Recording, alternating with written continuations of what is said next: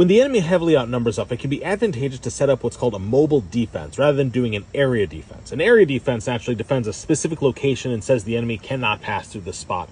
But a mobile defense follows the enemy and establishes kill zones, ambushes, defensive operations as they travel through, and it orients on the actual enemy force rather than getting too fixed on, this spot or this physical location.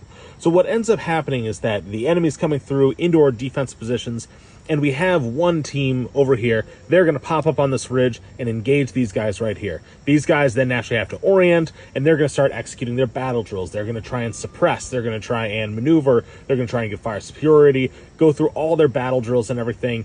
And before they can actually get pinned, these guys are going to try and withdraw and get out of there. But these guys naturally are still going through their battle drills. They don't know where our guys have gone. They're going to orient. These guys are going to flank. And then suddenly they're going to be, clearing empty fighting positions, not realizing where the enemy went, just in time for these guys to open up. And they are going to open up and start shooting at these guys, which initiates that whole routine over again. So these guys would then turn, suppress, try and maneuver. Maybe these guys come up.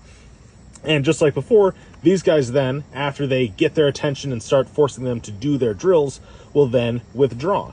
And by the time the enemy gets over here, there's nothing to actually clear.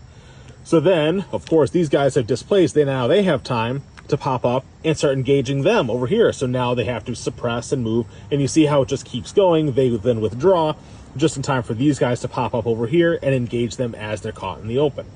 Now, this is very much an attritional way of fighting. We're not trying to get the enemy in one specific kill zone and annihilate them as a more deliberate area defense. What we're trying to do is make them take 2 casualties here and 3 casualties here, and they run out of ammo over here, and they call for fire over here, but then have to cancel it. Get in their process, they're exhausted over here, and make it so that they have a tough time making decisions. They expend resources and they don't achieve much. So they just have this momentum, this strong offensive push that just slowly gets ground down as it keeps pushing. And then they lose momentum. They need to be resupplied. They have casualties, and suddenly that offense can no longer take place.